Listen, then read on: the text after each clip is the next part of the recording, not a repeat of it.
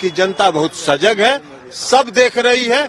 2024 में एक एक उनके कदम का हिसाब ले। तेजस्वी यादव को लेकर क्या कहिएगा? वही तेजस्वी यादव जी के बारे में वही हो रहा है। आप एक बात बताइए ना कि जिस बात की वो चर्चा कर रहे हैं कि 2008 में कंप्लेन हुआ, तो 2008 से 2014 तक आप कह सकते हैं कि भाई यूपीए की सरकार थी, कार्रवाई नहीं हुई। लेकिन उस समय भी जांच हुई, सीबीआई ने उस फाइल को बंद कर दिया। लेकिन 2014 से तो आपकी सरकार थी, अगर उसमें कुछ साख था तो क्यों नहीं कर रहे थे?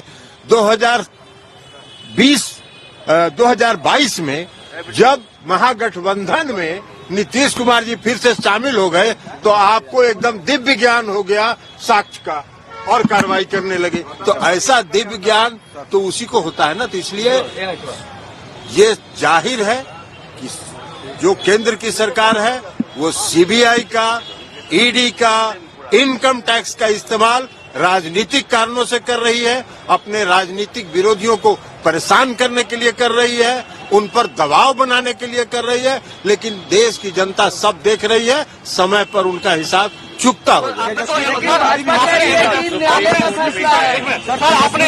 और एक बात और जान लीजिए कि 14 राजनीतिक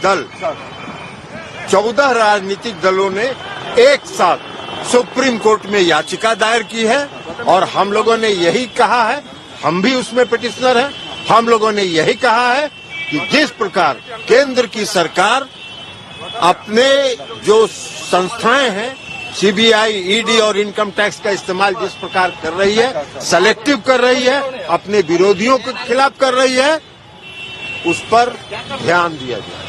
और सुप्रीम कोर्ट ने 5 अप्रैल को तिथि निर्धारित कर दिया है उसकी सुनवाई के लिए। इमरजेंसी का भी दौर देखा है, अब इस दौर भी कर देंगे। ये अघोषित इमरजेंसी है।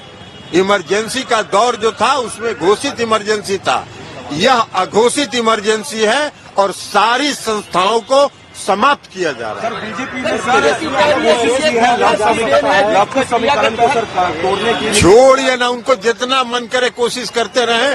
2015 में बहुत कोशिश किया था उन लोगों ने।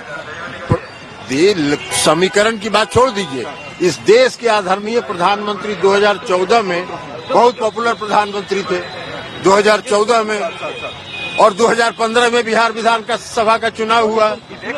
42-43 मीटिंग उन्होंने किया और 53 को सीट लाए थे। तो इसलिए जितना समीकरण उनको जोड़ना है जोड़ते रहे।